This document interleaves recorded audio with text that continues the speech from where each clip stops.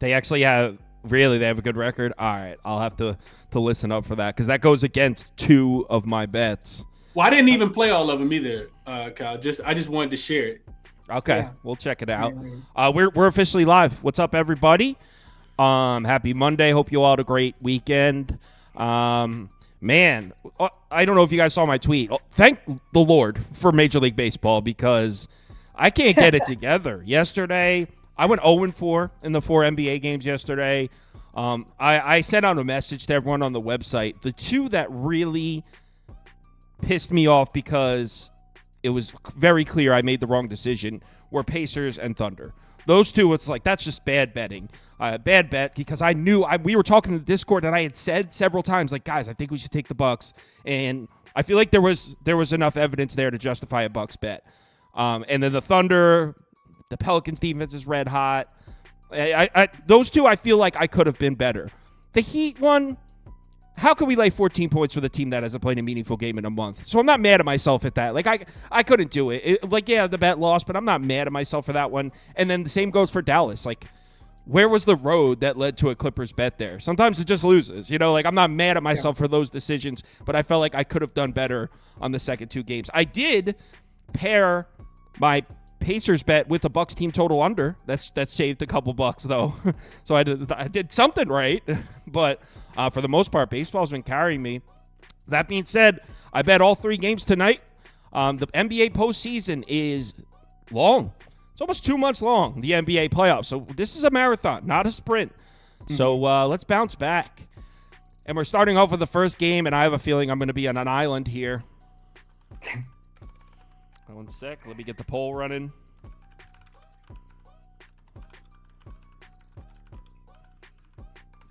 Okay. Poll is up and running. Game 2, Orlando at Cleveland. Guys, I took the Magic. Got it at 5.5. And I feel like I have good reasoning for it. All right, so hear me out. I even wrote it out on a word pad because I felt like my argument was pretty strong. And a lot of times I just freestyle it because I know what to say. But this one, I wanted to make sure I didn't miss any points. So I got it right here. So I just feel that there's a lot of regression on the side of Orlando here. What did we see in Game 1? Cleveland's three-point defense the last month entering the playoffs was rock bottom. One of the worst in basketball. What did we see? Gary Harris, 0 of 5 from 3. Jalen Suggs, 1 of 7 from 3. Franz Wagner, 2 of 6 from 3. Regression's coming. They're going to hit their shots in this one. Orlando as a whole isn't a great outside shooting team, but they're not 20% bad. The shots are going to fall, at least a little bit more so. Now, that being said, there's regression in the three-point department for Cleveland as well. Here's a big one. Rebounds. 54. I wrote 54 to 30. I'm pretty sure it's 54 to 40. To 40, yeah. It's 40. It's 40, yeah. So that's a typo. Okay. Rebounding. Cleveland won the rebounding battle 54 to 40. Orlando was a much better rebounding team than Cleveland for most of this season. I'm not saying Orlando's going to go into Cleveland and dominate the boards, but I very seriously doubt they get cleaned up on the glass again like that. And then another big one, and this one is actually worrisome, and if you're betting Cleveland, this is what you like. Orlando held to 36 points in the paint, which is the bread and butter of that offense, and Mobley and Jarrett Allen on the floor for 23 minutes together. That's 6 more minutes than their average. With those two guys out there, if the Cavs defense is going to start to look like the November-December Cavs defense, that could be a problem for Orlando's offense. But really, all right, what's the best way to describe this? All right, hear me out here. So if you watch that game, right, remember how it started. Cleveland went up 19-8. Evan Mobley hit back-to-back wide-open threes to go up 19-8. 4 minutes, 20 seconds into the game, Orlando calls a timeout, adjusts their defense. Evan Mobley doesn't hit another 3 the rest of the game. From that moment on, when the Cavs are up 19-8, the Cavs are up 19-8, Cleveland's offense was held to, hold on, I wrote it down, 1.77 points per minute. Meaning, if the Magic had come out with that defensive adjustment, Cleveland only would have scored 85 points in the game. And from that point on, they started 7 for 7, up 19-8. From that point on, the Cavs offense was terrible. It was terrible.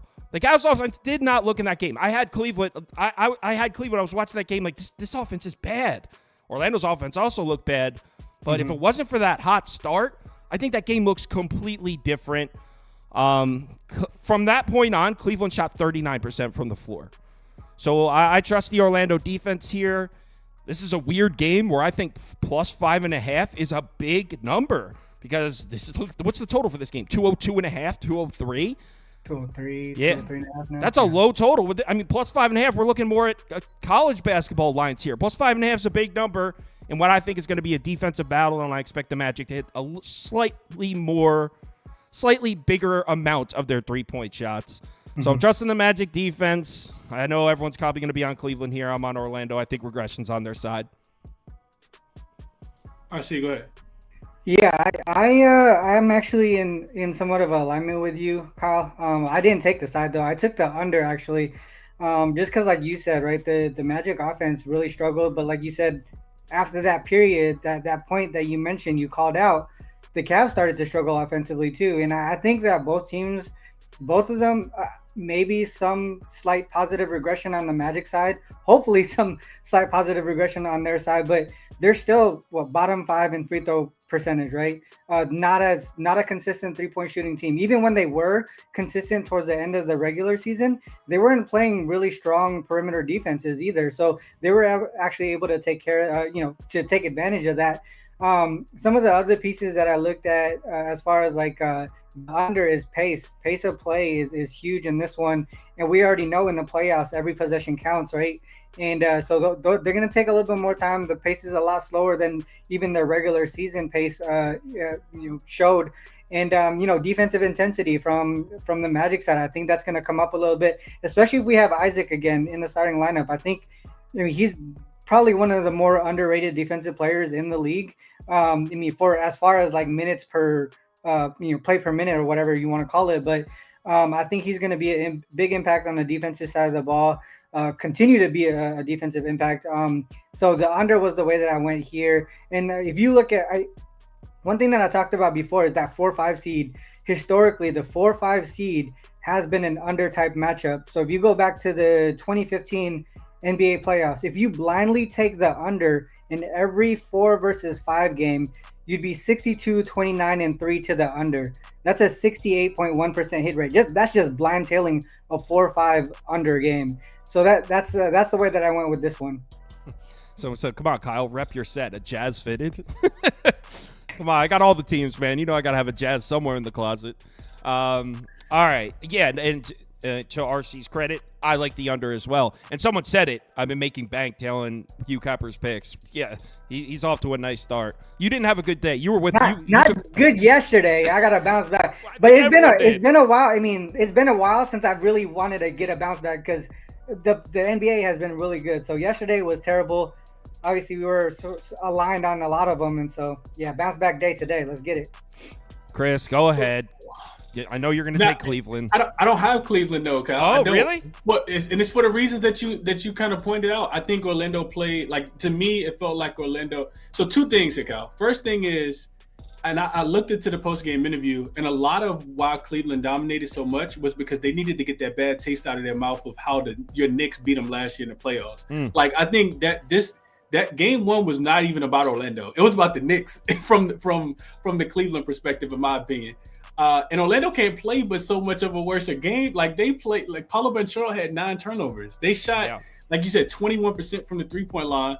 I think it's regression coming from both teams though, which is why I kind of look towards the over. But then I was talking to RC, he was like, nah, under. So I didn't play either. I don't know what to do with this game, Kyle. I think looking at some of the numbers that you talked about, Cleveland, they won the rebound battle significantly. I think Orlando scores a few more points because they shot so poorly from the 3-point line. And you talked about Cleveland defense not being that great. And granted, like RC said, Orlando is not a great 3-point shooting team, but 21% on 8 for 37, it has to get a little bit better. I think Jalen Suggs is a great player prop to look for in this game if you are playing player props, just because he'll be out there. His defenses will be needed to slow down Donovan Mitchell. So looking at his points prop, I think it's 12.5. I think that's in play for today. But I kind of think that Cleveland's going to shoot the ball better from the field. They scored 97 points and shot 8 for 30 from the 3-point line. like I kind of feel like they're gonna score more points. I think their team totals like 103.5. So I kind of feel both ways, Kyle. Like I can see Cleveland covering, I can see Orlando covering, I can see the game going slightly under, I can see it going slightly over. And for that reason, I'm gonna just stay off of this one. I didn't play it. So gun to your head, over would be your pick? Gun to my head, I think I would go over. I do think I'd go over if I had to play it. I mean, I get how you got there. I think gun to my head, I would side with YouCapper on that one. Something I want to bring up. I was just thinking about it. Like if you add, if you bring up the percentages from the previous game, you can add like a couple 3-pointers to Cleveland. You can add, X percent higher field goal percentage, and you still actually stay under the 203 mark. Like the way that I was calculating it, if they bounce back and they shot 40 whatever percent or whatever it might be, like I was still around the 200 mark, not even 203.5. And that's the reason why I took the under. Yeah. But to your point, you got a valid point, RC.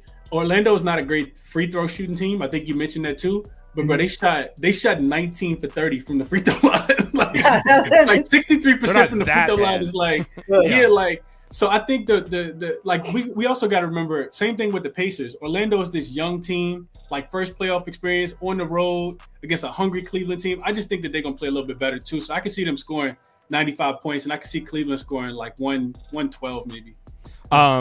So someone said, where's Ski? Ski will be here Wednesday and Friday, by the way. It's not like a set thing. We kind of just text back, hey, can you come on? Can you come on? It's not like a set thing. Something I want to share, and before I do, those of you that were watching last year know I do this, but for those of you that are new, so I give out a same-game parlay for the playoff games, but there's like a huge disclaimer here. I'm not saying these are smart bets. This is just me doing some gambling if you'd like to do some gambling too. When you place those same-game parlays, the chances that you're getting a fair price are like, it's almost 0%. Like they have no incentive to give you a fair price on those same-game parlays because they know you're going to bet them anyway. They could give you the worst price ever, and you'd still bet them. So I'm not saying that this is a good bet, but this is what I did for this one. I did Magic money line and Gary Harris 10-plus points. It's plus 934. So that's my SGP for that one. For those of you that are interested, again, that is not an endorsement that this is a smart bet, just doing some gambling. All right. Oh, where'd RC go? There he is. All right. Sixers, Knicks, and me and YouCapper are about to go head-to-head here. I will say I hope he's right. I hope he wins this bet. I will gladly pay you out on your winnings here. So do you want – you know what? I'll go first because my reasoning for the bet is pretty straightforward. So obviously I watched every single minute of all the games, obviously. But this one I was especially invested in as a Knicks fan. When Joel Embiid was on the floor, they were better than us. They were the better team when Joel Embiid was on the floor. Now, the minutes where he was not on the floor, it's a different story. Knicks look like the much better squad, but there's a couple reasons. There's a couple things that went into this bet. Number one being just a lot went right for the Knicks. Like, we're all celebrating, right? Knicks took game one. Man, they might not even have covered the number if Josh Hart doesn't make that, like, weird-ass three at the end of the game. Yeah, that was a lucky three. I mean, they probably still would have won, but I think if you had -3, you might have lost if he doesn't hit that. And that's just kind of the feel of a lot of it. There's just a lot of things that went right for the Knicks. And Joel Embiid is going to play, right? I mean, he's listed as questionable, but I think we all could join hands and say he's probably going to play. I know Tyrese Maxey is sick, but how many times, and I think that this has to do with how much power the media industry has nowadays, how many times have we seen a narrative like that turn out to be meaningless? How many times have you bet a team being like, oh, this guy's sick, and you're watching the game like, this dude ain't fucking sick? Like, how many times but I think we are in the age of the media industry where Tyrese Maxey, and I'm not saying this is the case, I'm saying I think we are at the point in the media industry where Tyrese Maxey could be walking down the hallways of the Sixers facility, cough in front of a reporter, he writes something up for clicks, it gets spread, and it actually moves the line. I think we are there where like things get like where that actually has an influence. I know that sounds crazy, but I'm not saying that's what happened here. But a lot of times with those like, oh, he's sick, or like it's sometimes it's a bunch of bullshit. So I think this line is an overreaction to game one. Game one I thought was a lot closer than, I mean, we're all celebrating Knicks dominated. Like, no, they really didn't dominate at all. That was a back and forth game. When Embiid was on the floor, the Sixers looked like the better team. So at +6 in a game where I expect to see really good defense, and look, I know Jalen Brunson had a bad game one. Mm-hmm. I don't like this defensive matchup for Jalen Brunson. So as much as I would love to sit here and say, hey, regression, Jalen Brunson's going to go off. I hope it happens. I think Philly as a whole might be a tough matchup for Jalen Brunson. So I'm going to take the points. I'm not going to take it. I already took it. I'm on Philly. I actually think I got 5.5 though. So I actually think I lost a half point of value here. Yeah, I got the 5.5 for the other team here. Hope you're the right. Knicks. Yeah, obviously, so you brought up some good points. Obviously, Brunson struggled. The one thing that I could think about, right? The Knicks bench outscored the Sixers bench 42-7. And one of the biggest things there, obviously, is I think that's going to balance out, right? So for the most part, at least I don't think it's going to be that crazy for the rest of the series, but. On the Sixers side, I also don't think that Kyle Lowry is going to have a game that he had either. And the number of minutes that Embiid played, you could tell he was playing hurt.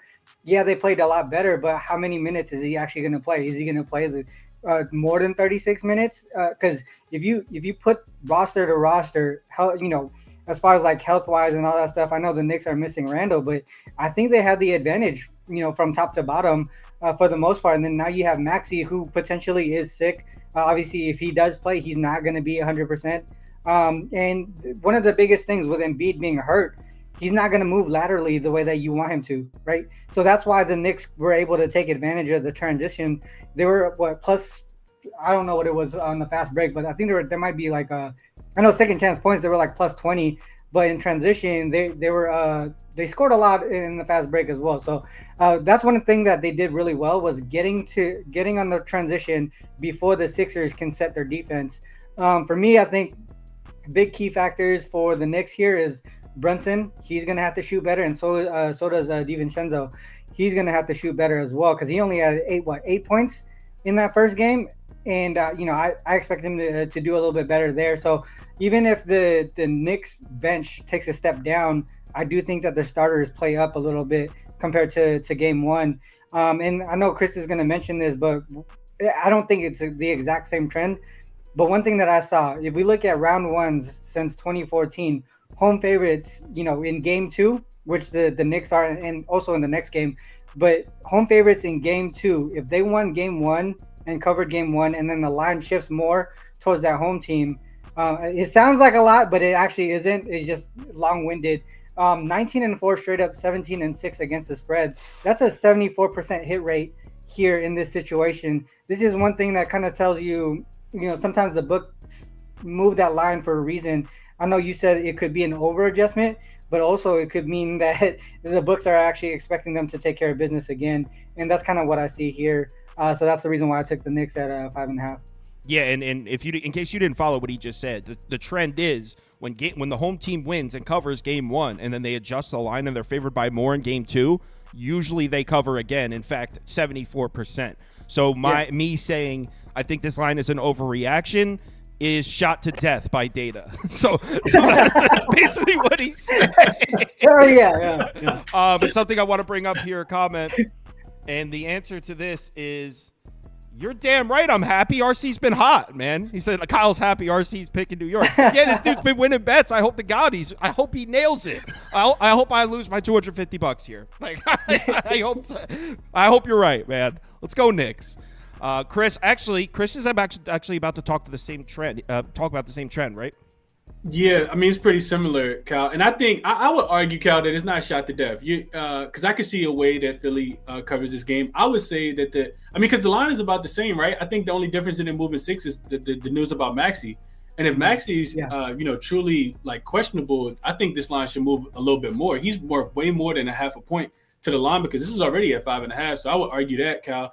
And I do think this is another game where you mentioned a lot of the things that I was going to say, Cal, but I could see Philly covering this game. But and the reason I didn't play it because I kind of worry about Joel Embiid's health. Like we see him take that big fall in the the second quarter, I think, even though he did come back. So I could see a way for Philly to cover this game as well. I look at the second chance points that RC talked about. Like the Sixers don't typically give up 26 second chance points. I know that the Knicks have been the second best offensive rebounding team, but 23-9 on the offensive glass, I think the Knicks, I think that the Philly corrects that. Also the fast break points that RC mentioned, I think Philly allowed 27 fast break points to the Knicks. The Knicks only averaged 15 on the season. And then you got McBride coming off the bench, which RC, like you said, he accounted for the regression there. But McBride shot 5 for 12 5 for 7 from the 3-point line, had 21 points. Bogdanovich had his best game. Maybe he was just saving it for the playoffs, but he had his best game as well. And we were on the under in this game. Well, I was on the under in this game, Kyle, and I still kind of like the under. And it was going to go under until Josh Hart decided he wanted to hit 4 threes in the last 2 minutes. So that killed my under. Which I really, really loved. And that was to my point. Like, I think he also has some regression to his 22-point, 4 for 8 shooting night. So I think the Knicks can keep this one. I think the Sixers can keep this one close, Kyle. And if I had to play it, I would take. I didn't play it though, but if I had to play it, I think y'all are better than me because I need to know if Maxey gonna be in. I need to know if Embiid's gonna be in. All of that good stuff. But I understand what RC is saying, but I think Philly, could really want to come close. And even with the trend I sent you, I think I'll be taking the +6 if we get Maxey and Embiid both in, and we kind of get some semblance of them being healthy. Yeah, and you brought up the Embiid fall. Something I want to say, and this is not just because I'm a New York fan. Every single fan base has dirtbag fans, and every single fan base has good fans. There was a clip they're going around Twitter. Yeah, I guess if you listen close, you can hear a couple people cheer. But you could also say they were cheering because the Knicks were out on a fast break going the other way. But when Embiid got up and left the court and went to the locker room, there was an applause. So stop trying to create bullshit, man. Like this is bullshit. Were there a couple dirtbags in the fans in the stands that maybe cheer? Yeah, you gather 30,000 people together. There's going to be a couple dirtbags. Like that's a bullshit narrative that the Knicks fans were cheering when Embiid got hurt. No, they weren't. All right. Did you, Chris? Did you take anything on the total? Because I know Knicks or the under first half. I think both teams have a nice trend towards the under in the first half. Knicks 29-13 to the under first half, and then Sixers at home, and then the Sixers as dogs 22-11-1 to the under in the first half. I like it. See, the only and I probably should have played it because I would have cashed in game one. I played the full game under. The only reason I didn't play this under is because when I did my morning show, like we talked about, it was at 208 and it opened at 209.5, so it's come down a lot more. And I think that's just with the Maxey news. It's impacted the total a little bit more, which you kind of got to expect. He scored 33 points in that game one. Did he score 33? He had 30. Maxey, 33 points on 14 for 16 shooting. So he was by far their best offensive player, with Joel Embiid only going 8 for 22. So that was the thing that kind of talked me off of it, just like it moving 5 points already, RC. But I think I still would look towards that first half under, maybe more so than the full game under. Yeah. Yep, and as soon as I said that about the Knicks fans in the injury, the first comment was, "You Knicks fans have no class." All right, let's go on to game number 3. Oh, lost YouCapper. All right, Lakers Nuggets, and I'm not gonna lie, guys, my decision was pretty easy on this one. And when I say my decision was easy, that doesn't mean like, oh, it's a lock and it's definitely going to hit. It just meant that my process as far as getting to a side was pretty easy here. That was the Lakers game to win. I mean, AD had a great game. Jamal Murray was off. That was your game, Lakers. That was it. You mean to tell me you think playoff Jamal Murray is going 9 of 25 again or wherever the hell he shot? Jamal Murray in the playoffs, I got Nuggets at 7, and There's just no way I could get to the Lakers. Again, that doesn't mean there's no chance I lose this bet. Shit happens, man. This is hard as hell to consistently hit 60%. That's not realistic.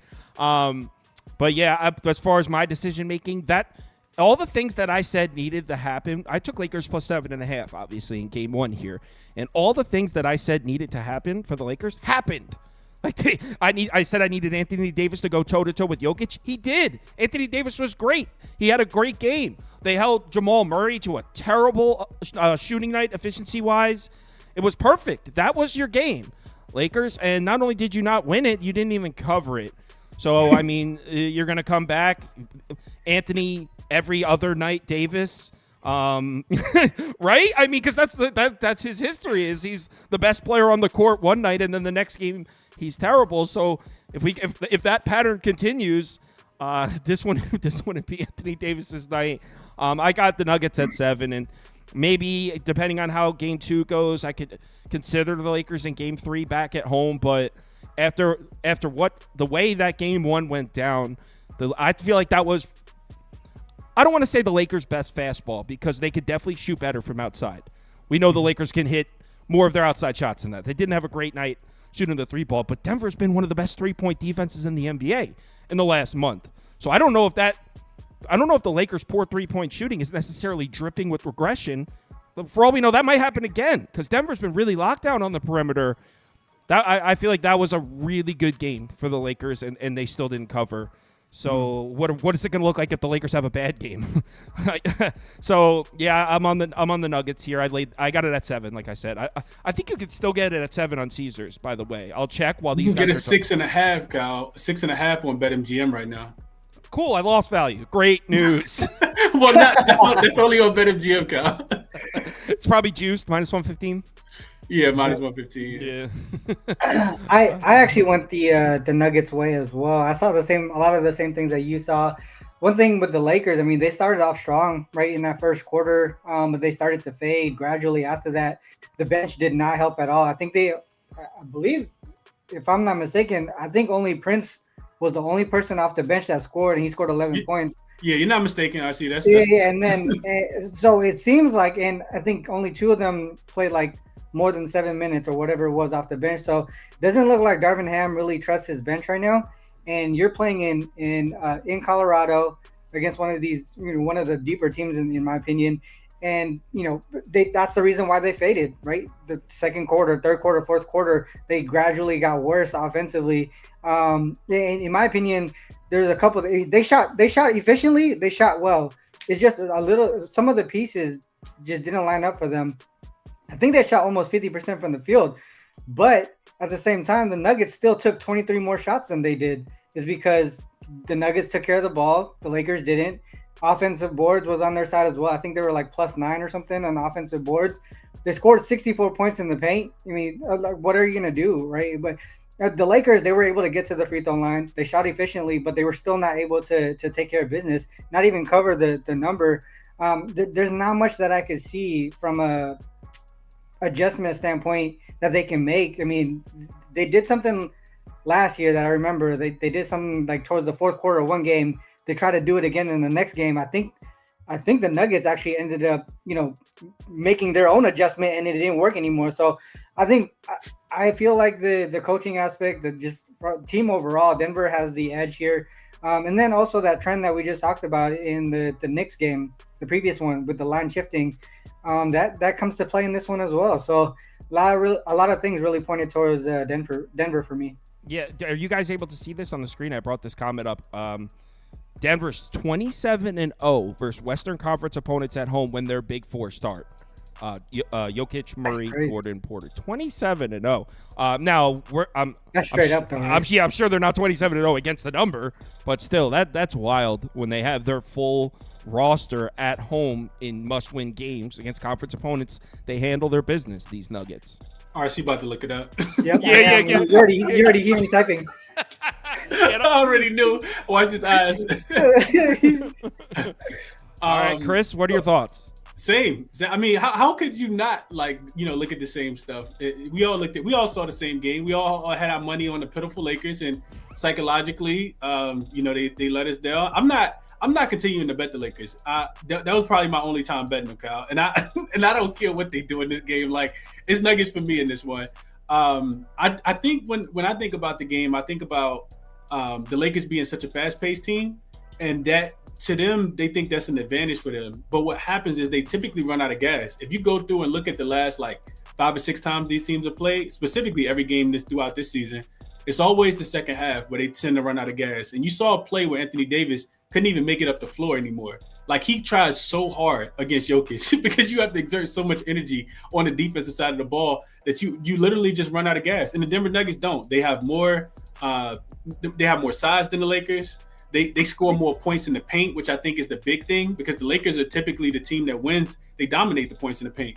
And you mentioned the regression, Cal, for the Lakers from the three-point line, because they did shoot really, really poorly from the three-point line. Yeah. I don't necessarily think it's coming though. You look at Denver. They only allowed teams to shoot about 35% from the three-point line. They were top 10 three-point defense over the entire season. I went back while you guys were talking and looked at postseason last year. They were also top 7, allowing teams to shoot 34% from the three-point line. I mean, you would need D'Angelo Russell to go for 25 points, and I think you got a better chance of him having 4 points or 5 points than 25 points. So, yeah, I mean, it's really difficult. I'm a diehard Laker fan. It's really, really difficult for me to tell anybody to put my money on them, especially after the way they lost that game. After covering, they had 60 points at halftime and then scored 18 in the third quarter, only 25 in the fourth. It's Denver in this spot for me too. Prop Beaver came in the comments and said, to be fair, Jason, the Nuggets got blown out at home by Oklahoma City and all the starters were healthy. I remember because I had MPJ threes and lost. So I guess that 27-0 stat is not accurate. I got to be careful pulling the trigger on these stats. What you find, RC? I know you looked it up. Yeah, so I got 57-8 straight up since they've all started playing together at home. This is at home specifically. That goes back to what season? Can you do this season? Just this season only? Yeah, I could do this season. I feel like they haven't been profitable. 24-4 straight up against the spread. 16-12. Okay. Yeah. All right. So and against the spread against the Lakers 2-0. So yeah. So still undefeated. Sorry, Jason Lowry. It was a good look. It was a good look. It just didn't fall. There might be something that says a parameter. Yeah, it might be. All right. So you know what? Real quick, before I'm gonna do a poll, let's see what everyone's favorite pick against the spread is. We won't do a parlay or anything. So in the first one, they liked Knicks and Sixers. They liked the Cavs -5. The second game, they liked the Knicks -5.5. And then the third game, they like the Nuggets. They like all three favorites tonight. So what is let's see what the community's favorite pick against the spread is, favorite side.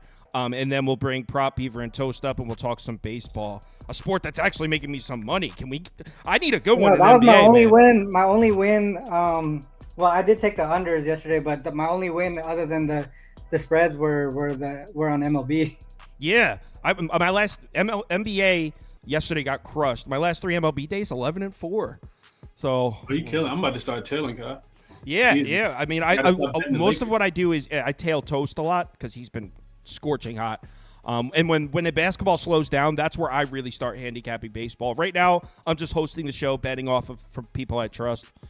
Not Prop Beaver, though. Other people I trust.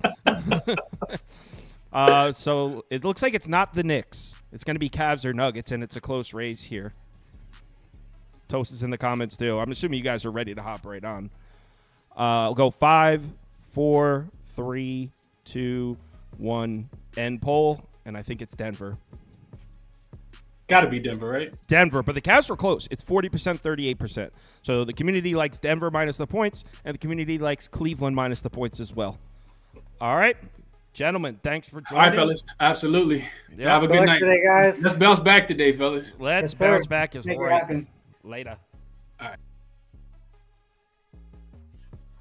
All right, let's get oh shit, I didn't send Toast and Prop Beaver the link to join. 1 sec.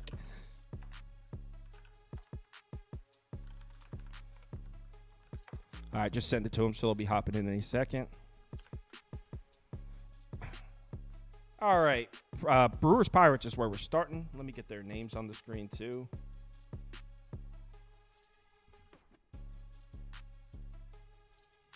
I think Orlando's going to win this one. I know that all you guys think the other way. I think there's a lot of regression on Orlando's side here.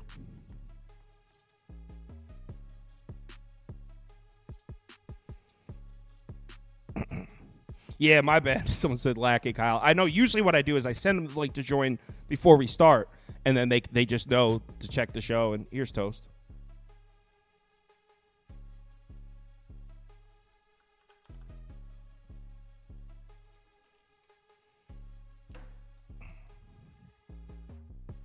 Got your monster? Blue Mountain Dew today. Blue Mountain Dew, the drink of a child. The nectar of the gods. Blue Mountain Dew is the nectar of the gods. Blue Mountain Dew is crazy.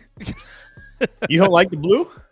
No, dude. The dew, bro. The dew is like drinking battery acid. That's crazy. Oh man, I couldn't live without it. All right. Let's get right into it. It's 4:30, so let's get right into it. Brewers are plus 120. Pirates are minus 143 or minus 140. 143, we'll put it at. Over 7.5. Under 7.5. All right.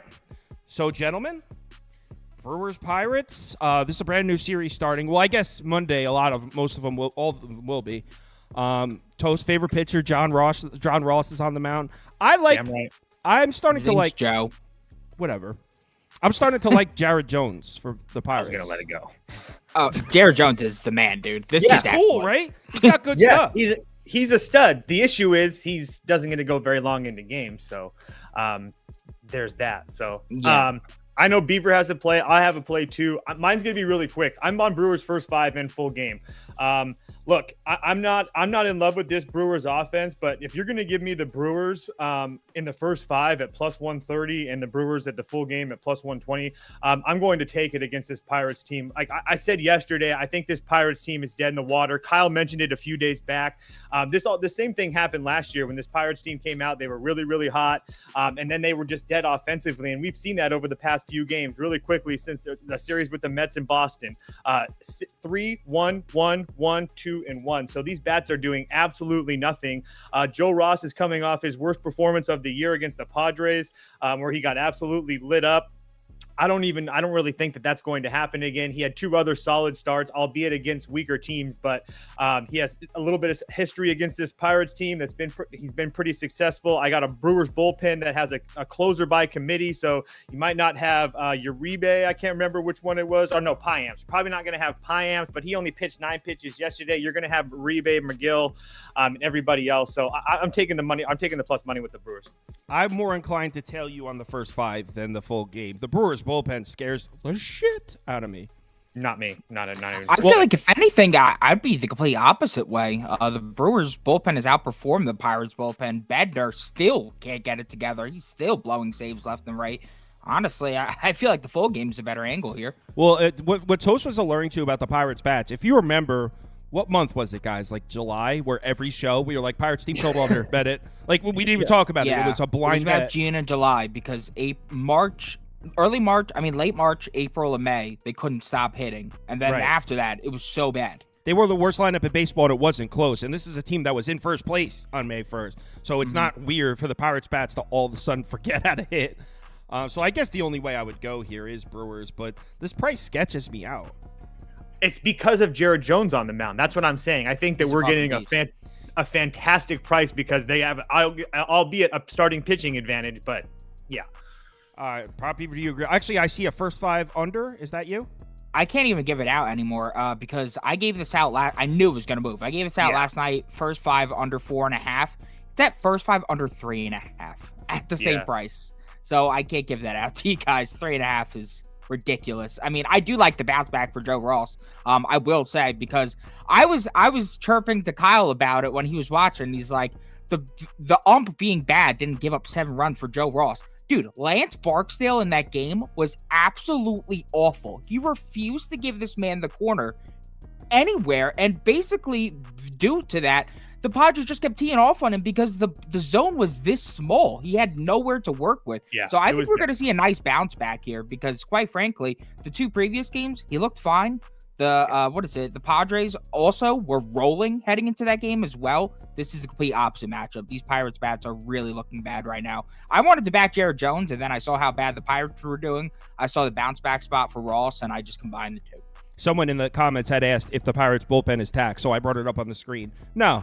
Chapman threw 23 pitches, so maybe, but he's probably good to go if they need him anyway. So the Pirates should have their full arsenal to answer that question. Shame. I like the rest of that bullpen. I just think Bednar's so bad right now. You know Bednar can pitch, though. He got off to a rough start. His last 3 or 4 times out, it's not like he's giving up 1 run. He's giving up like 2 to 3 runs a pop. And last that year, completely will kill your bet. Yeah. For the Pirates, 19-9 in April, 8-18 in May. So, yeah. Someone said this price seems like they're begging you to take the Brewers, and that's kind of what I was saying too. Price is a little sketchy. I don't know. I'm not even putting that on my maybe list. Phillies Reds, Great American Ballpark.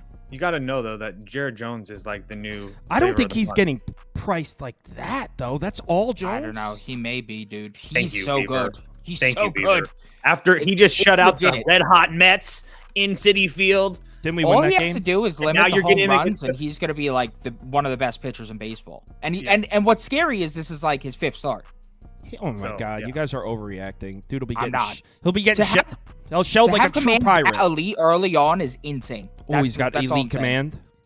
That's the one thing you really want from a young guy. I'm just saying that it makes sense that people are betting the Pirates and him at home. That's what makes sense. I think he's that good. Got it. Okay.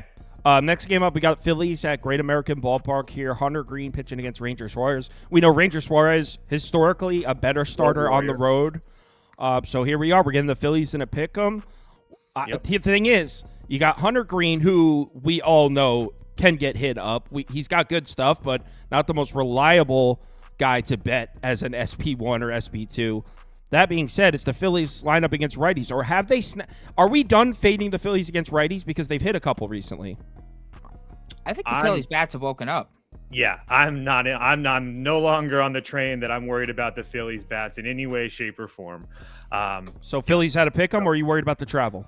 No, I'm not worried about it. I'm on the Phillies here. The line's moved a little bit. I think it's because that Bryce Harper won't be in the lineup today because he's having a baby. I could care less about that. First and foremost, with Ranger Suarez, Road Warrior, as Kyle just mentioned, he's been really good. Do I worry about him coming off a 9-inning start? Yeah, a little bit. But still, he's been really, really solid for them. I don't expect him to give me nine innings scoreless or 6 innings scoreless. But at the same time, like, I don't really know how much I can expect from this Reds team. I mean, I've watched all 3 of their games against the Angels because I bet the Reds in those games. And those 7s on the board are pretty damn fraudulent. So 5 of them came in the first inning, or 4 of them off of a home or a grand slam, and then they didn't really do anything the rest of the game. Like, I just don't really feel like this Reds offense is doing anything right now. And Hunter Green's a guy that I don't trust in any way, shape, or form, at home or on the road. I'm just not a big Hunter Green guy. So at the times he can look really good, and other times it looks really bad. And the fact is that he doesn't go deep into ball games. And yesterday, the Reds had Frankie Montas on the mound, who got injured early. So like literally every single person in their bullpen went, besides Buck Farmer, who's terrible, and Justin Wilson, who's terrible, should be in the minor leagues. Pagan can probably pitch though. Pagan can probably pitch again.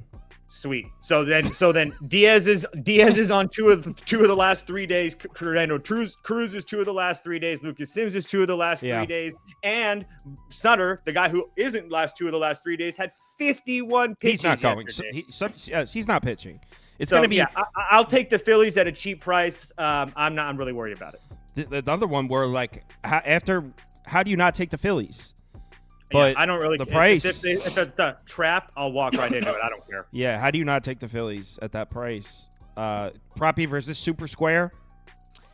I don't know if it's super square. I think it's a bit weird that we were seeing the Phillies favored at like -350, like -300, and now they're just at a pick'em against the Reds on the road. Well, playing the White Sox at home will do that.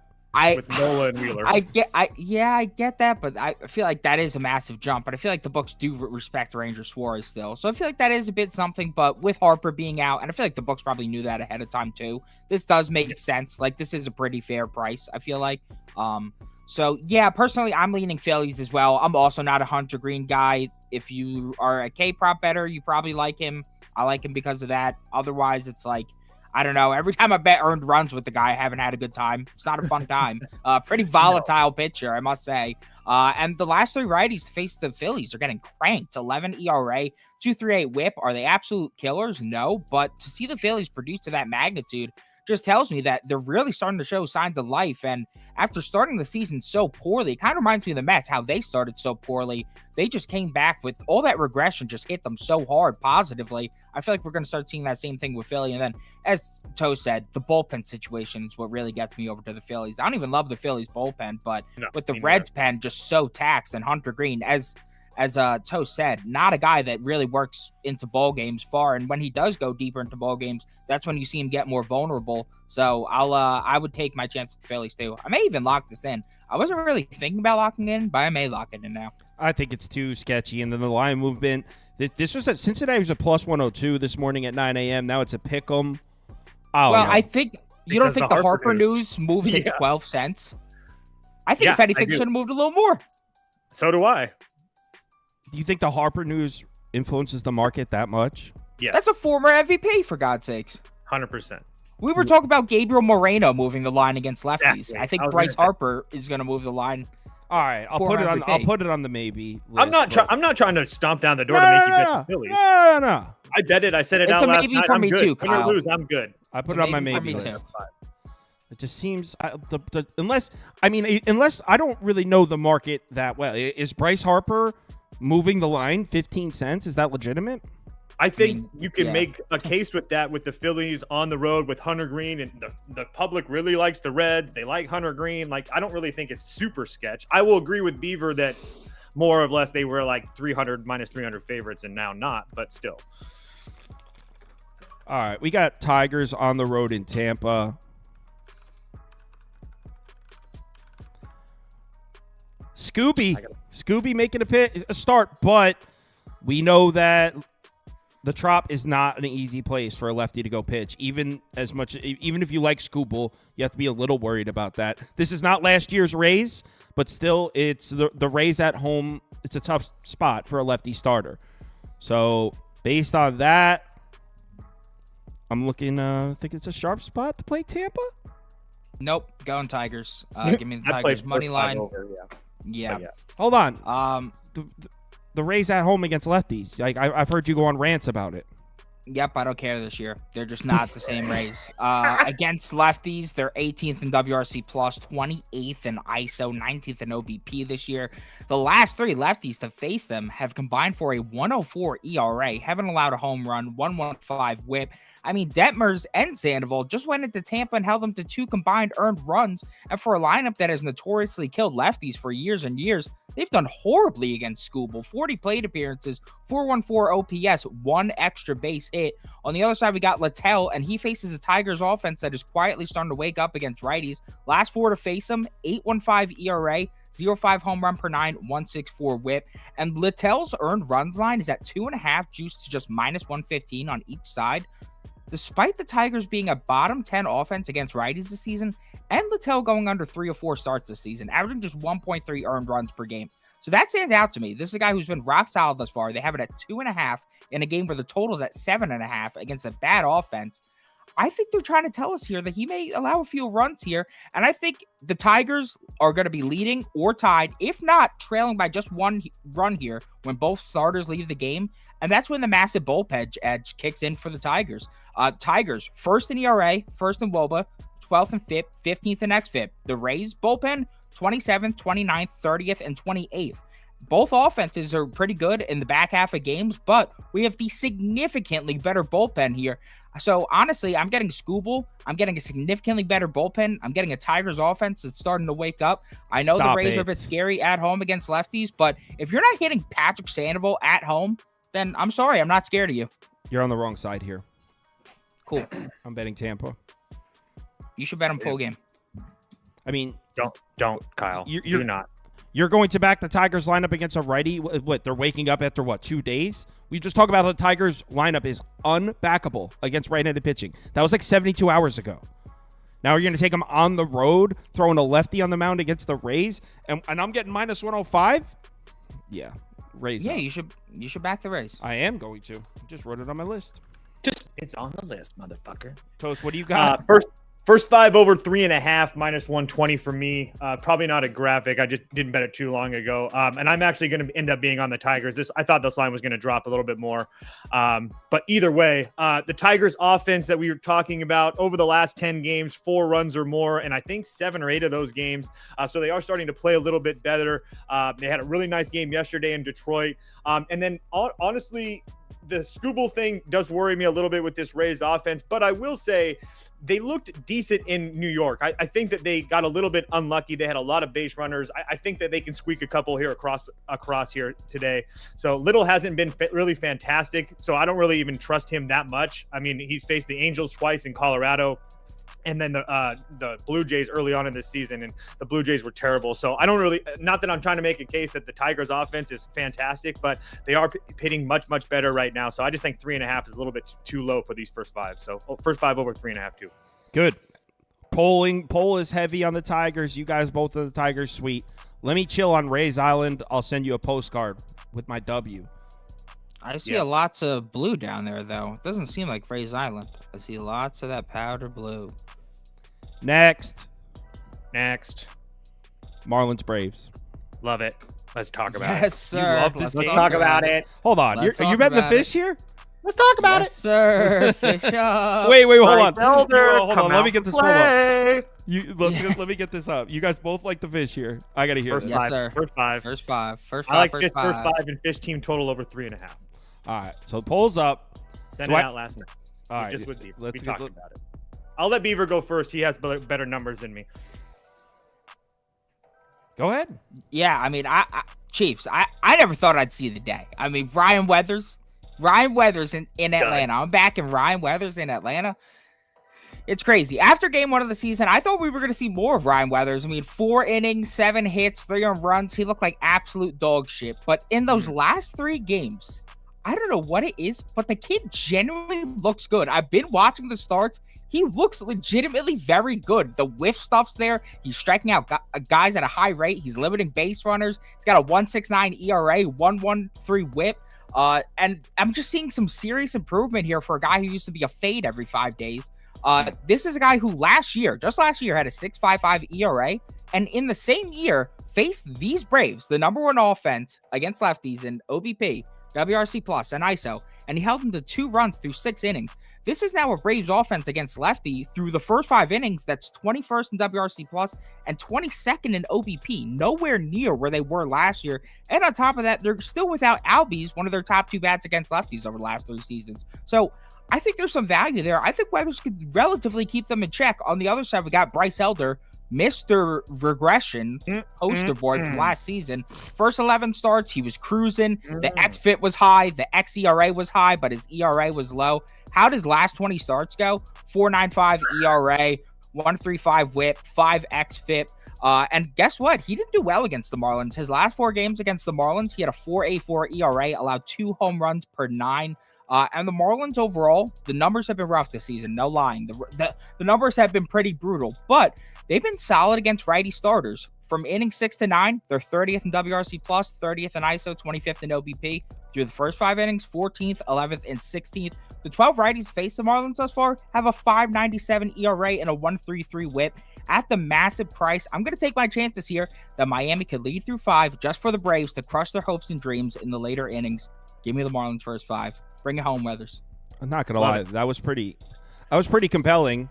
Bring it home, Weathers. So, yeah, only things I can really add is I do think that the Marlins offense is kind of a little bit undervalued as well. I watched those games against the Cubs. They had a lot of balls that were knocked down at the wind, especially Brian De La Cruz, who I'm going to have hits, runs, and RBIs, by the way. Check the website for that. But regardless, Ryan Weathers also pitched against Atlanta last year, went 6 innings, only gave up 6 hits and 2 runs. So he's not going to be walking in here worried about this Atlanta offense. I think he's going to have a lot of confidence, especially with how he's been pitching. Bryce Elder, on the other hand, faced the Fish 3 times last year. He had 1 really good outing against them where he went 7 innings, didn't give up a run. The other 2, he went 5 1/3, gave up 4 runs and 14 hits, or 8 runs, 14 hits total. So I think the Fish are very, very live here in this spot. I don't think you can touch the Fish in the back end of their bullpen because their bullpen is absolutely terrible and it is absolutely taxed as well. Scott, Foucher, Nardi, Hoeing, all 2 of the last 3 days as well. So can't touch the Fish full game in any way, shape, or form, but definitely the first 5. I want to share this right here. YouCapper is in the comments, the guy you just saw on the NBA. I want to share this trend here. Local hero. local legend in these parts. Yeah. So let's bring it up. So YouCapper has shared Braves are 6-1 to the over against starting lefties. Marlins 9-3 to the over against starting righties. I think fuck the side to play the over. I'm down with that. If you guys Take that with my team total. The thing is that I think you guys have faith that Weathers is going to deal here, and I agree he looks good. And if you guys think he's going to be a guy we can make some money on moving forward, cool. But is it that crazy to say, yeah, we're going to make some money on Weathers, but on the road in Atlanta might not be the spot for it? I don't think so. So, yeah, let's do that. Let's go over. I'm with you, YouCapper. I see it. I can see that. I just don't love the spot for the Braves, though, either after Sunday Night Baseball as well. I understand they didn't travel, but I just played the Rangers in a 3-game series. Yeah, you know, we get it. You love the Marlins. You know, I mean, I'll take my plus 175 shot here. Go Ryan Weathers. All right. So our poll is all over the Braves. 58%, 25% on Atlanta. Oh, and really quickly, why Brian De La Cruz? Not only did he look really good in Chicago, 4 for 8 off of Elder with 4 RBIs and a home run. So I'll be fucking cranks him today. TWD is in the comments saying, how could you bet the Marlins? Can't believe these guys are betting the Marlins. If he was the guy who was blindly betting the Marlins when they started 0-11. He was blindly betting them. And now that they're actually winning games, and now you bailed on them? That's crazy, brother. You got to be better than that. Remember in the beginning we were like, what is this price? No, who is betting the Marlins? He was the one betting. You can't be switching up, bro. We keep track. Now he's bailing on the Marlins when they're starting to win some games. All right, so Blue Jays Royals. Brady Singer at home. You know I like Brady Singer at home. I do. Royals at home versus a lefty. We have Royals at home versus. But you know what though? I like that. The Royals. I love that Royals play. Was that yesterday? That was my only loss. I went 4-1, and I'm pretty sure Royals was my only loss. Right? Was that yesterday? Yes. Yeah. My only loss was Royals money line. The at home against a lefty. It was a good price. I thought the Royals were a great play yesterday. So I don't know if I'm willing to take them to get to Kikuchi, who's looked great this season. I'm ready. I'm ready to go. I think you were casualty of Sunday baseball voodoo black magic because a little bit, yeah. If Cole Irvin heads into KC 99 more times in that same exact spot, he gets shelled about 90 of them. I mean, it's insane that he did that yesterday. That's crazy. Well, okay. Maybe. So maybe you're saying it was a Sunday afternoon game. I shouldn't put any weight into it. That means I just think Sundays are nuts. So, okay. Yeah. So you know what? I think there's some truth and some legit logic to that. That being said, we just saw Kikuchi deal against the Yankees when that lineup just saw him 10 days ago. So that's impressive. To shut down a division rival Yankees lineup, see them again 10 days later, shut them down again in 2 different ballparks. He did it once home, once away. I don't see any reason to doubt Kikuchi right now, even on the road in Kansas City. I do. No, you go. You go. Okay. One thing I'll say is when you trust Kikuchi most is when he'll fuck you hardest. But you go now, Toast. You go now, Toast. Okay. So first and foremost, I do. I can't. I think that Kikuchi has a lot of success against the Yankees, and that's great. But at the same time, like, we've also seen this Yankee offense kind of sputter the last week or so. True. They really haven't really done much. Obviously, another game today where they didn't do jack shit. So I don't really know. I'm not saying it's not impressive, but I don't know how much stock I put into that. Seattle's offense is terrible, and the only other offense that he saw was the Rays, and he got hit up a little bit. So I'm not trying to say that Kikuchi hasn't pitched well. I'm just not saying that I'm there 100% with him. He's also on the road here today, not to mention the fact we get the Royals, who just saw a lefty yesterday, which helps. So now they're seeing lefties on back-to-back days, and Brady Singer's on the mound for the Royals, who's been absolutely fantastic this year. And he's coming off a game where he didn't really pitch bad, but he definitely didn't really pitch up to his potential, where he gave up 2 runs to the White Sox. So I think this is a really good spot for the Royals, who are catching Toronto off of a travel day with no rest against the Padres in a game that they probably could have won, that went down to the wire. I think this is a really good spot for the Royals early. Franco said, so System Plays says Jays are free.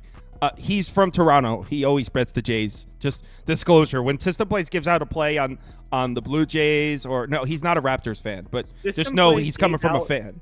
System Plays bet Oakland today and didn't know if Mason Miller was available. Like, that's all you need to know. Oh, System Plays. The Jays were hella free against the Rockies. So Toast, you're playing Kansas City in the first 5 only, or full game? First 5. And Prop Beaver, you agree with that?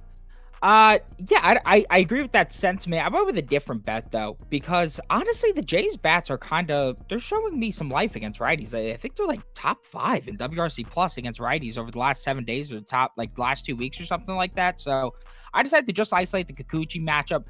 I'm in agreement with Toast. I think this is a nice spot to really just sell high in Kikuchi. Yeah, he's looked excellent thus far, but he faced that Yankees lineup twice. Guess what? Yankees got held to 0 runs by Sears, 0 runs by Tyler Alexander, 0 runs by Ryan Weathers, 1 run by AJ Puck. A magical accomplishment, how any team could do that with how pissed that guy is. So this Yankees lineup kind of sucks against lefties right now if you're actually looking at it. And then on top of that, Kikuchi's last 11 matchups against a team has a 2.08 ERA. He owns the Yankees. So to see them twice in a row, I don't really think anything of that. The dude just owns them. The Mariners, guess what? Guess what time of day that was? It was a day start. No. Those mother effers cannot hit during the day. Nocturnal. They're a nocturnal lineup. It was at Toronto. It was during the day. That is a horrible spot for them. As Toast mentioned, the only tough spot really in terms of his standards was at Tampa. Guy allowed 9 base runners and 3 runs through 4.1 innings. Didn't even make it through the 5th inning. Cole Irvin shut down the Royals yesterday, but the 3 previous lefties to face the Royals combined for a 7.9 ERA and a 1.76 whip, allowing 4, 2, and 6 runs through the first 5. Kikuchi dealt against the Royals both times he saw them last year, but if history serves any purpose, I think that he's due to crack against this lineup. The first 5 times he saw the Royals, he was 0-2 with an 8.69 ERA, 1.93 whip, and allowed him to score 3+ runs through the first 5 each time. His last 3 seasons of road night starts have been the worst spot to back this guy.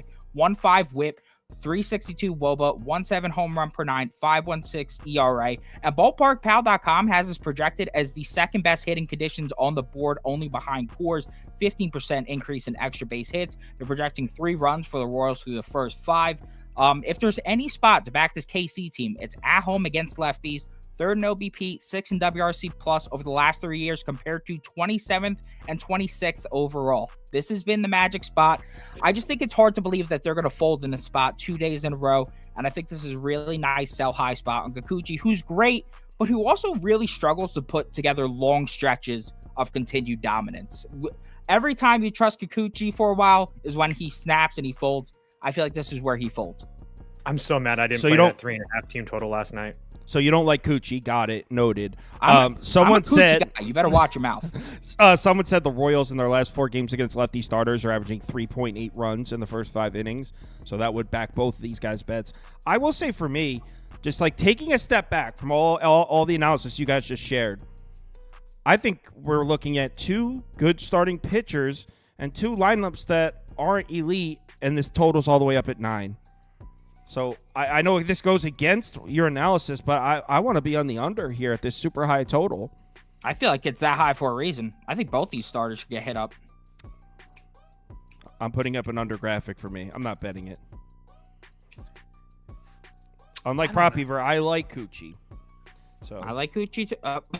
Yeah, I like Coochie too. Next up, White Sox Twins. All right. When I tell you I have nothing to say about this game, I would say I'll never bet minus 205 with the Twins, but also the White Sox, you got to score runs to win games, and the Twins are. You guys have anything to share for this? Yeah. I played Twins on the run line. So. Oh, you bet this. Okay. Yeah, I played Twins on the run line. I like Beaver's play a little bit more. I did tail that as well, but I couldn't give that out. But regardless, I'm a Chris Paddock guy. He's the guy that I came on here and backed against the Dodgers when we won that big plus money play a couple weeks back. So he's the guy that I circled coming into the year that I thought he'd be really well, or pitch really well coming into the year for the Twins. Rough start. I mean, I don't even want to say it's a rough start. He faced the Dodgers, Milwaukee, and Baltimore Orioles. He's had 2 solid games. I will say the Dodgers game could have went either way, but he still got through it. And then Baltimore lit him up. But now he's facing a White Sox team that's absolutely terrible. He's at home. I think this is the start that we see the old Chris Paddock. I think that he goes 6-7 innings here and gives up 1 or 2 runs, maybe max. And then Minnesota's bullpen is ready to go. I don't really worry about that too much. I know that they had used some guys, but most of them had the day off yesterday. This White Sox team's just absolutely terrible. So I just really think this is a nice twin spot right now. Well, okay. So I'm going to do something real quick before you go, Prop Beaver. This is polling pretty close. There's a lot of people that like the White Sox. So I'm ending this poll. I'm starting a second poll right now. I want to know just straight up on the run line, White Sox plus 1.5 versus Twins minus 1.5. Because if that many people are clicking White Sox money line, maybe White Sox plus 1.5 is a bet that the community likes. And here's why. Just really quickly, and here's why I played Twins minus 1.5. White Sox have played 21 baseball games. They've only played 7 one-run games. So for me, it's like a less than a 30% chance that this game ends on one, like a way less than one chance. So for me, it was worth taking a nice plus money shot with the Twins. All right, so Toast is going to lay the run line here. I'll tell you straight up, obviously, I'm not handicapping MLB yet, not until NBA slows down. But just based on what we've seen, there's no way I'll lay 1.5 with the Twins, especially at home. Prop Beaver? Yeah, I'm backing Chris Paddock here. I went with under 2.5 earned runs. You can get that at minus 115. Paddock has a pulse, and he plays the White Sox, so that activates our earned run system here. He's off to a pretty brutal start this season, no lie. 8.36 ERA, 2.6 home runs per 9, 2.1 WHIP, 13% barrel rate. I mean, lordy, that is piss. But he faced the Brewers, the Orioles, and the Dodgers. Those offenses rank second, third, and fourth in WRC plus against righties. We got to give the guy the break. I mean, Jesus Christ, he's faced death row, killer's row here. I mean, that's a brutal competition. Now he finally gets a chance to breathe against not just a bad lineup, but the worst lineup in baseball against righties, the Chicago White Sox. Not only are they dead last in WRC plus, not only are they dead last in OBP, but they're dead last in ISO. They can't get on base and they have zero power. That's a lethal combo right there.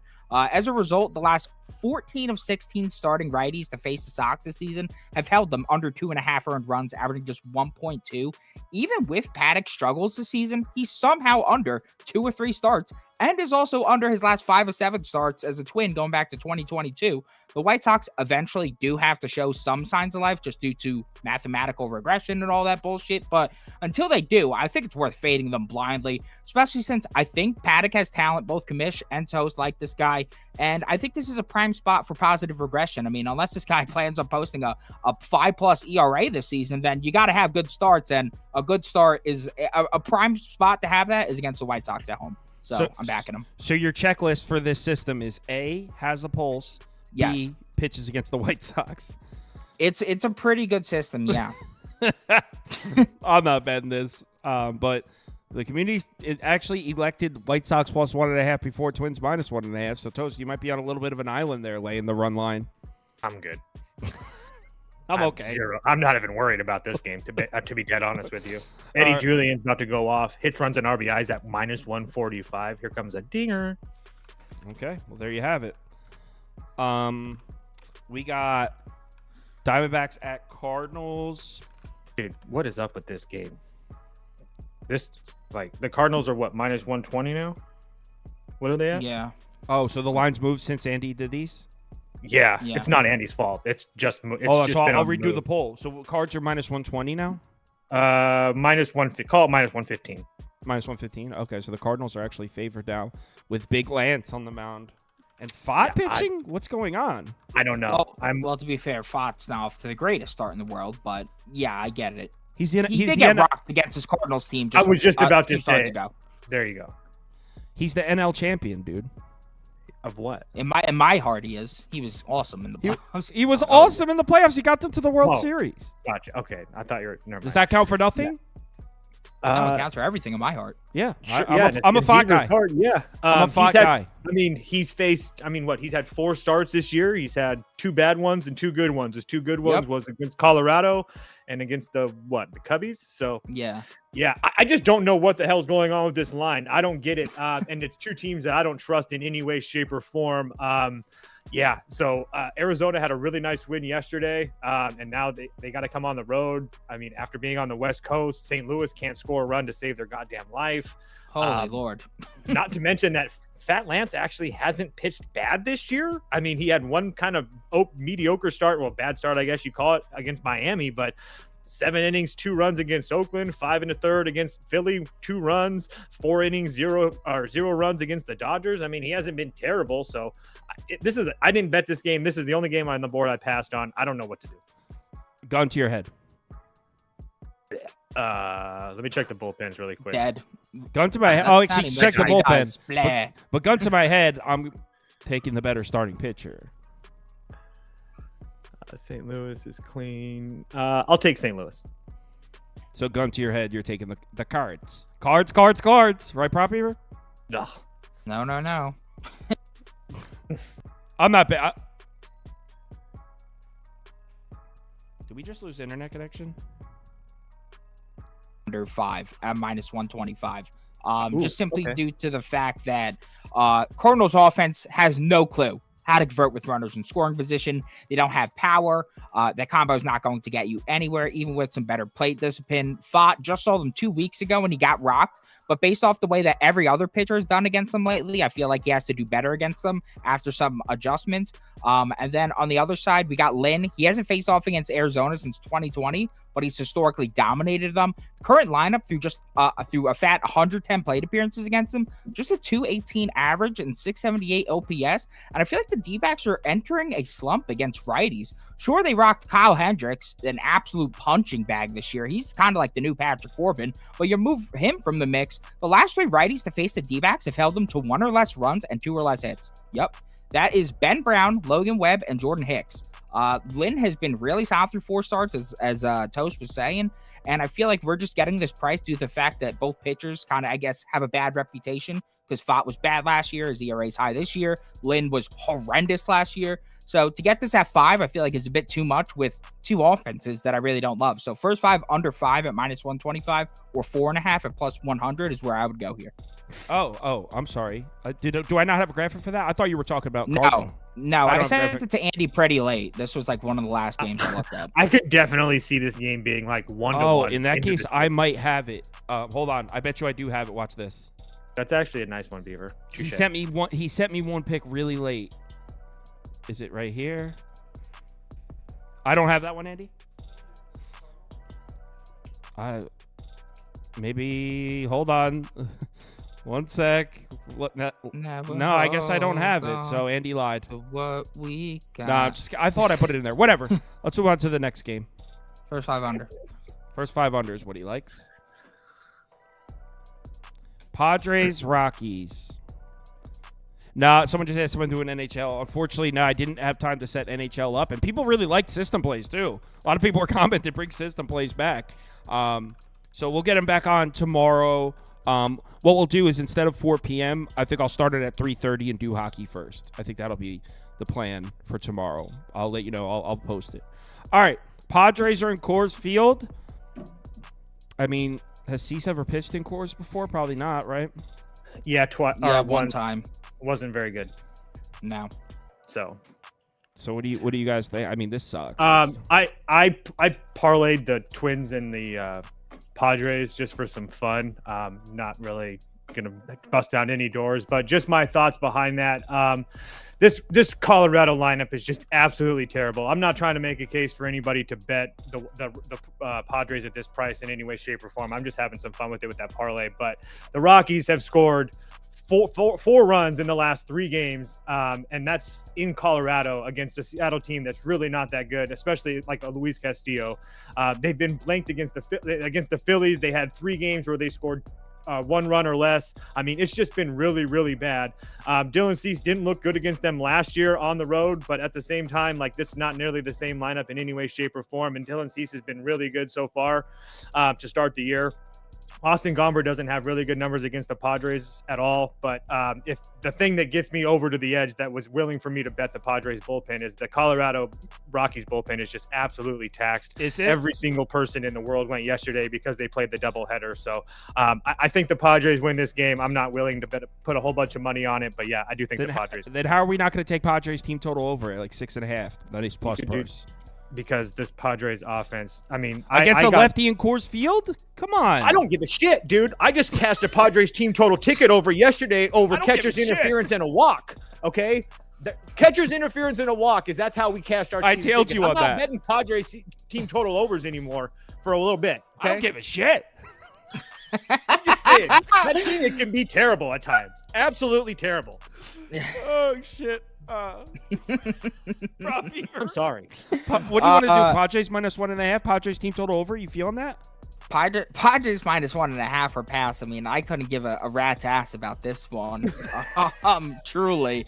Austin Gomber has piss history in terms of the lineup against the Padres, but for some strange reason, he has a great history actually in terms of the matchups against the Padres. 3.83 ERA through 8 starts against them. 1.25 WHIP. In fact, he's only really had one bad start against them. He's allowed 2 or less runs in 6 of 8 starts. So I don't know. Honestly, also, I feel like the Rockies have always give the Padres a little bit of trouble too. So that's another thing that doesn't make me really love this and make me want to rush to the window betting laying 2 runs. But the one thing that does make me fine with this is the thing that Toe said. This lineup is absolute garbage. I mean, they can't hit for shit right now. The last 6 Fridays to face the Rockies have combined for a 0.75 ERA and a 0.81 WHIP. 3 of those were at Coors. I mean, that's just absolutely pathetic. Yeah, I think that if you're betting anything here, you got the Padres against the left. Why you lay the 1.5 with no Rockies bullpen? But this is my favorite game on the board. Yeah, someone asked, why don't we just take the under at plus 100? Someone said, because it's the Rockies against the lefty in Coors Field. Also, the weather condition is amazing for hitters today. It is 30% runs, 30% home run boost. Padres are going to score 10 runs in this game. I don't give a shit. When I'm not betting them, yeah, they probably will. They'll probably have 7 or 8 tonight. I'm putting Padres minus 1.5. Padres team total over. It'll be one of those. I don't want to hold the show up looking at prices. I'm going to bet the Padres score a bunch of runs in some way. That's what I'm going to do. Minus 1.5 is 120. Team total over 5.5, 140. Over 5.5, minus 140. Mm-hmm. I'll probably go to Caesars and take an even 6 at a good price. That's probably what I'll do. Okay. Minus 105. Yeah, see? Padres in Coors Field against a lefty. Rockies with a gas bullpen. Come on. What are we doing here? I love it. I love to watch it with I don't give a shit. Cheer for you. I'd love to. I'm just telling you. I felt so lucky yesterday cashing that bet. You have no idea. I felt so lucky. We got 2 games left. Orioles, Angels.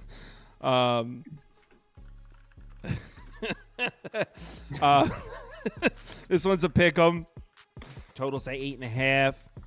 Who the hell is A. Suarez? Albert. Big Al. Big Al's pitching? The one who shut down the Twins. Fucking bum.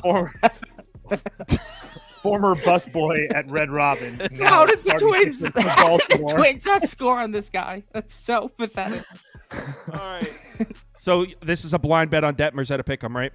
For me, yeah, first 5. Yeah, I'm going to continue to bet on Reed Detmers until he gives me only a the reason first not 5. To. Yeah, I don't want anything to do with the Anaheim bullpen in any way, shape, or form. I don't think that they're super taxed in any way, but I don't really trust them, not to mention the fact that it is the Orioles that can score late in ball games, as Beaver's illustrated many, many times. And so I'll just isolate that pitching matchup with Detmers and Suarez. Suarez did look absolutely really good against the Twins, but I don't really trust that much. So I'm not in love with this play. I only played it for 0.65 units because LA's coming home from a 12-game road trip where they went to Boston, Tampa Bay, Cincinnati. They haven't had any rest, but so I'm going to isolate Detmers in the first 5. Hopefully they can scrape a couple across against him, but yeah. I'm Angels first 5 for pass here because exactly what you said. I really don't love the travel spot, honestly. Yeah. And after what the Orioles just did to Cole Reagans, I'm a bit scared. Because what are you doing?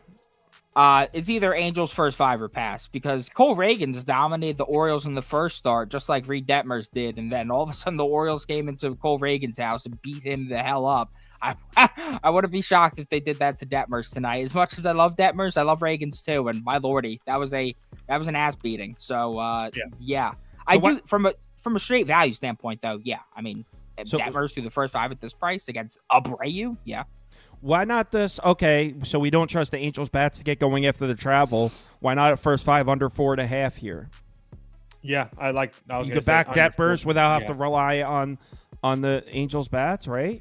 Yeah, I wouldn't mind that or a full game under, to be honest with you, because I don't trust the Angels bullpen, but I do. They are rested and ready to go. So, all right, I'll put Baltimore LAL first 5 under. All right, next game. Everyone's all over the Orioles here, man. Guys, Detmer's been dealing. Detmer looks like a Cy Young candidate so far. I could easily see it being like the Angels winning the first 5 and then the Orioles having like a 4-run 7th to. Yeah, see, that's the thing with the Orioles. I can't really ever fault anybody for backing them at a cheap price because they could just go ballistic in the late innings. Exactly. So it's like, yeah. Time to talk about the best team in baseball. That being why said, is the best team in baseball priced like this? What the hell? Because they just finished the series against the Dodgers, immediately had to travel to San Francisco. Giants at home against a lefty, probably the only spot you could have somewhat faith in that lineup. I think it's a Giants spot. Huh. I could, sure, I can see that. With that being said, right? Yeah. The Giants against lefties. The Giants against lefties through the first 5 innings thus far sit 25th in WRC plus, 25th in OBP, and 21st in ISO. So they've actually really underwhelmed against lefties thus far. Take out Patrick Corbin, and the 4 other lefties to face the Giants have combined for a 1.59 ERA and a 1.01 WHIP. So this Giants offense that I was hyping up to smash lefties heading into the season, they haven't done that. They've actually sucked against lefties. They've been really bad. So that's why I'm a bit confused here. Because I think it's a Giant spot. Everyone's betting the Mets. I think it's a sharp price and a good spot to actually have faith in the Giants lineup coming through. Well, yeah. If anything, my pick in this game would be Keaton Winn over 4.5 Ks at about -110. I'm waiting to see the lineup and the umpire for this one before I lock it in.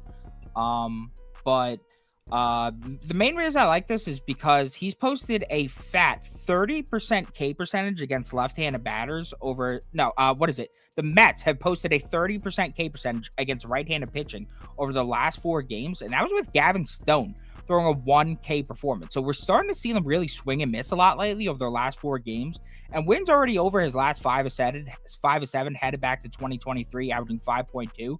They're still pricing him like this team that was good at plate discipline like they were most of the season thus far. And what he really is doing well right now is he's striking out lefties at an absurdly high rate, 29.7%. Mets are starting 5 or 6 lefties daily, and if Beatty sits again, they're going to likely replace him, who has an 18% K percentage, with Joey Wendell, who has a 25 K percentage. That goes from a guy who's not very likely to strike out to a guy who is. And if you look at which lefties are striking out at a high rate over the past week for the Mets, we got Wendell at 37%, Nimmo at 37%, Beatty at 33%, Lindor at 25%, and Stewart at 23%. All those guys are left-handed batters. Those are 5 nice targets right there. I just think that right now, if the books are a bit confident here, I feel like with the pricing that the Giants are in a spot to win, or at least be competitive here, then Keaton Wynn's going to have a good game. He had a really good game his last time out. I think Keaton Wynn's actually a pretty good pitcher. So I think if we're going to be able to get this at like -110, -115, and catch this Mets lineup that is starting to be overvalued in terms of their plate discipline, this is a nice over here. I'm just waiting on the lineups, though. I want to make sure those lefties are in there, and I want to make sure the ump is favorable to us and not some clown. Toast, tell me on the Giants. Mets team total over 3.5, -140.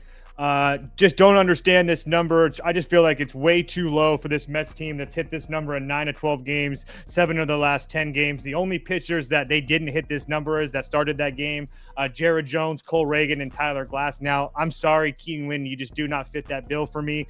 Not to mention the fact that Keaton Winn, we've seen him 4 times this year. The 2 times that he faced dog shit teams, he looked really good, Miami and Tampa Bay. The 2 teams that he saw against the guys that have a little bit of something at the plate, being the Dodgers and the Padres, he didn't look very good at all, gave up 7 runs in 11 innings. So I'll take my chances for the Mets to continue to score runs. I think we're getting a little bit of a discount with Alvarez out of the lineup, but I just still feel like this number is a little bit too small.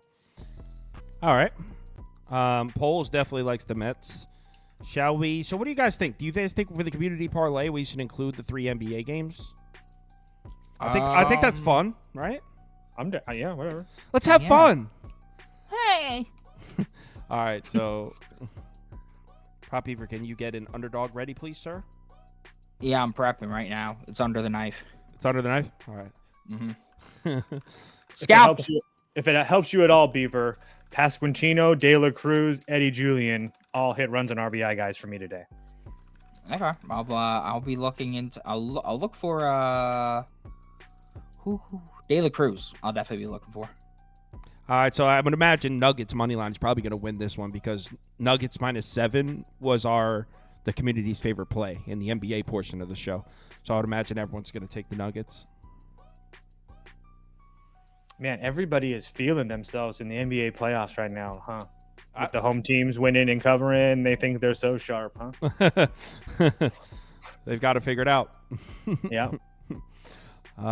So yeah, it looks like the Nuggets. Yeah, Nuggets. So this was yesterday's. Dallas lost. Yankees lost. So yesterday's did not come through in the slightest. No, the Yankees won yesterday. The Yankees did they won. lose 2-0 to the Rays in extras?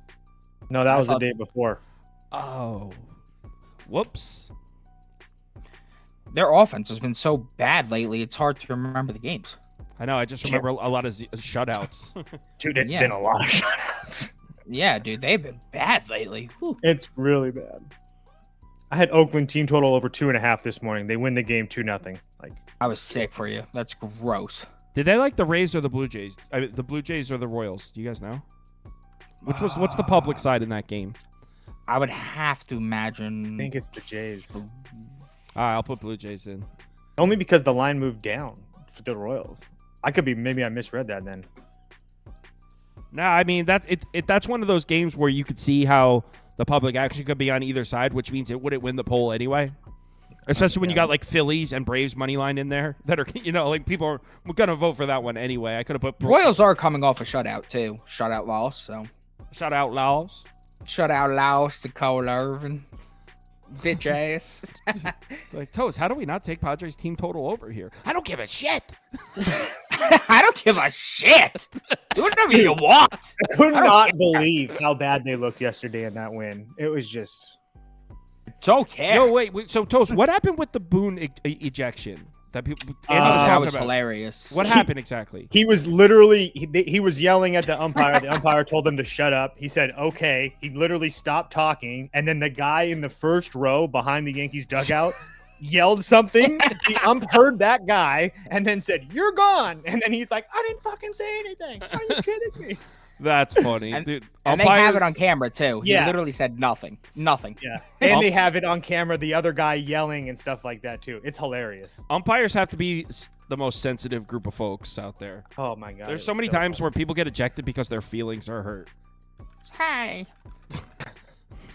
Not up in here. Our ass is in the jackpot. All right.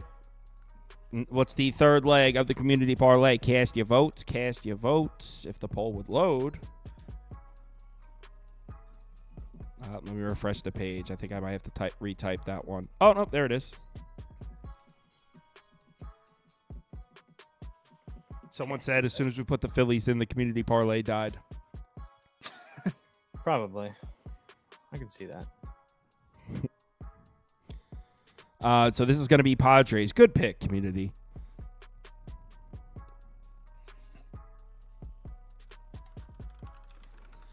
All right, and the final leg. So they like the Mets, but we're going to have to pair the Mets with some second place finishes here. They like the Orioles.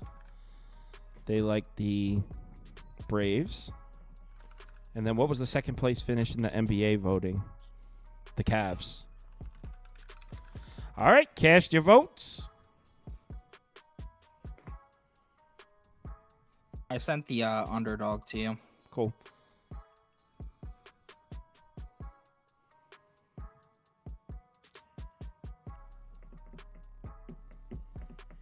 This is an even one. 68 votes in. It's 25, 23, 28, 25.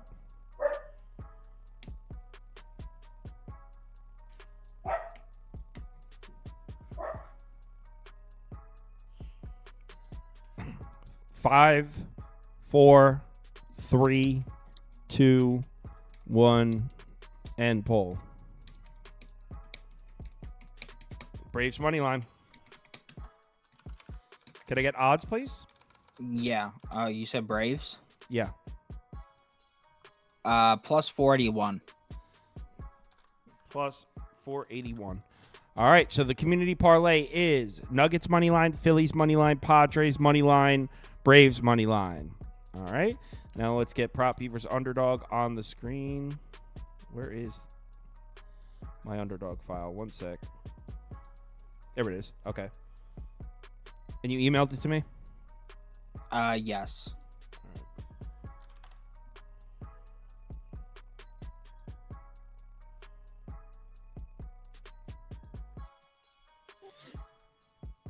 That's not it. This should be it here. All right, go ahead. All right, so we put De La Cruz in for Toasty because he likes him. He has wonderful history against Elder. He's been stepping it up lately at the plate as well, so I really like him to go higher there. We got the lower on Kikuchi. I think this is a spot where he finally kind of breaks down a little bit after a hot run. We're going with Paddock under 2.5 earned runs allowed. If you give me anybody under 2.5 earned runs against the White Sox, I have to take it. And then we're going with Keaton Winn over 4.5 strikeouts, taking advantage of some of the injuries in the Mets lineup with some more whiff heavy guys entering, and an undervalued Keaton Winn in my eyes. So those are our picks for today. If you don't have an Underdog Fantasy account, it's available at any state highlighted on this map. So if you're in one of the states highlighted in yellow, head over to Underdog Fantasy, the website, or download the app. When you make your account, make sure you use the promo code BET. B-E-T. That'll get you a $100 deposit bonus match. So you deposit $100, they will give you a free $100 to play with. Thanks, everyone, for watching. We're coming back at the same time tomorrow. We'll get System Plays on for hockey. I'll email Ian. The thing with Ian is he does a couple shows himself, so it's a scheduling issue with him. It wasn't that, like, I didn't want him to come back on. It was just it's about getting the schedules to align. So I'll send an email to Ian, so hopefully we can get 2 NHL guys.